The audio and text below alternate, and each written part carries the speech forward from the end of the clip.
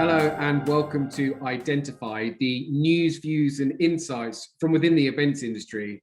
Now, I'm delighted to be joined by James today as really we carry on the same theme of how digital and virtual and other things are having a long-term impact on the sector. So really the topic that's on my mind, James, and thank you for joining me, is kind of how did the pivot to digital leave its mark on in-person? And the first thing I want to understand is, as organizations have had to react and pivot to this digital way of working, what do you reckon kind of A, the short-term impact is going to be, and then B, really the long-term impact? Yeah, well, thanks, Michael. I think what struck me over the last 12 months is that you've probably seen it as well on LinkedIn. There's been this rather kind of superficial, quite phony debate around virtual and hybrid sort of versus face-to-face, which one is going to have the ascendancy over the coming years. And I think the reality is that all three options, virtual, hybrid, face-to-face, are now on the table. The significant change is that there's been this massive take-up of digital meetings tech over the last year by groups or individuals who previously were just dipping their toe in the water, or perhaps we're not doing it at all.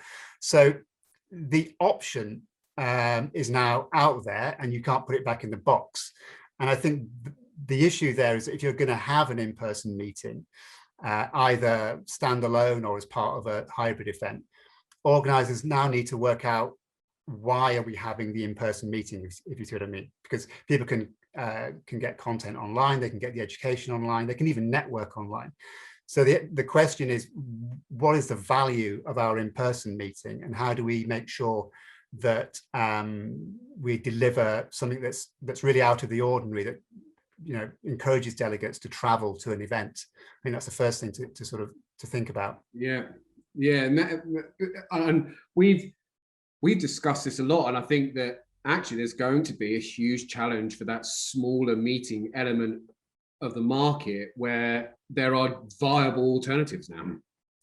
Yeah, and when you say the smaller meeting, that's an interesting point, because the conversation around hybrid tends to sort of foresee maybe a few hundred people in the room and then a big online audience. But for a lot of associations, particularly, which is my kind of my audience, the average size of an association meeting is only really 250 to 300 people. We kind of fixate on these big events where you have thousands of delegates. They make the headlines.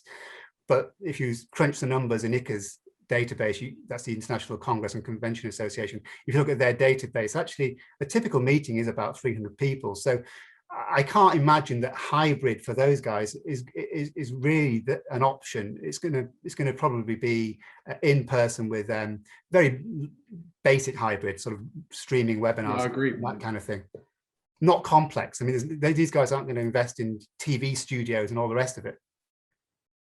Yeah, and one of the things that we've noticed is it's very difficult to manage an international audience in a hybrid moment. You need to narrow down the time zone difference by putting them all in the same place at the same time. Yeah, I have a contact who did one of these, I think they called Chase the Sun events, where basically you sort of you do an event over 24 hours.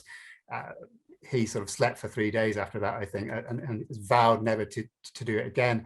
So I think all of these elements, every organization just has to look at their own needs, look at their members, their own delegate profile, and look at all the options that are on the table and make it work for them. That's why I thought this whole argument about hybrid versus face-to-face was a bit superficial, really, and not something to get fixated on. That's what we should have titled this, and I like it.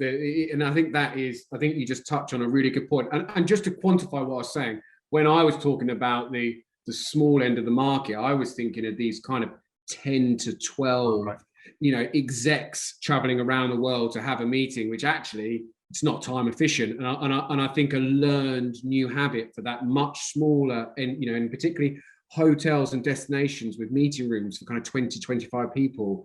I wonder how beneficial they're going to be.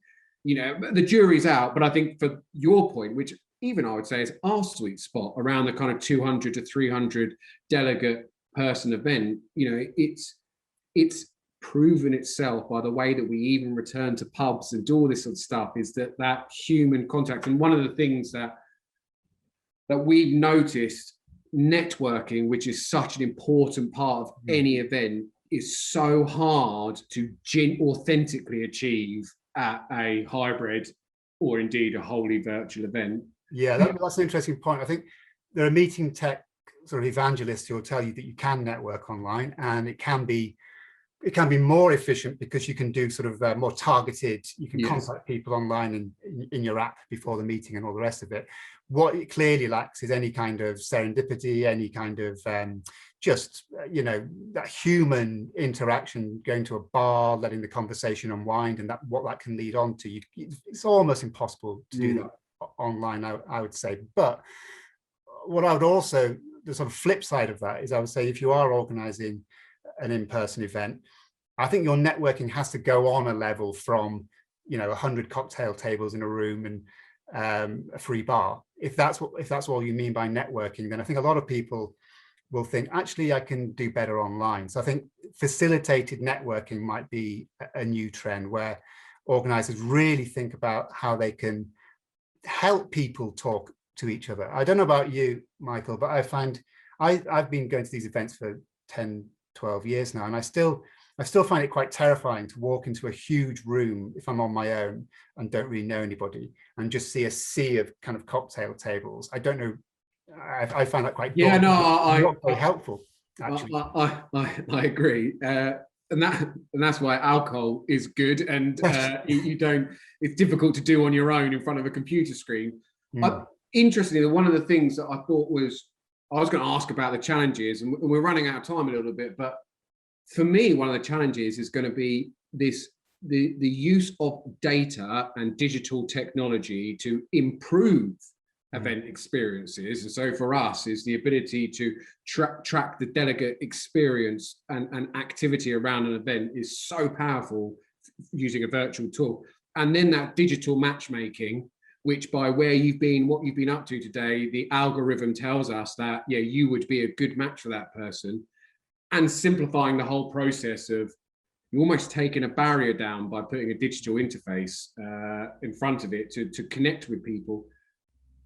Exactly as you say, I feel like the return of live events, you know, for me, there isn't a distinction. There's not a distinction between live and hybrid and so on. It's actually how we should deliver events moving forward. If you need to have a digital aspect of it to amplify, to improve, it's still an event. Yeah, absolutely. And I think we need to start thinking of the events industry or the meeting planner sector as kind of being part of the communications industry. I think this is what we're in, essentially. And there's always been this kind of rather vexed conversation about, you know, where do we fit into the whole big sort of ecosystem of business. I think if you start thinking of ourselves as belonging to the communications industry, and it's our job to facilitate conversations, then I think you're right. It's just a question of using the tools at your disposal, whether that's face-to-face, hybrid, or some kind of virtual element. And I think that's not something to get hung up on. I think organizers just need to look at what they can do with what's on offer. Yeah, absolutely. Look, and on that point, it's been amazing to talk to you about just scratching the surface of the impact of digital and the legacy that we have. So, James, thank you very much for your time. If you've got any comments and you want to leave them below about this subject matter and thinking about what lessons and legacy we're going to have from the digital era into live, please leave so below. If not, have a wonderful day. Thank you.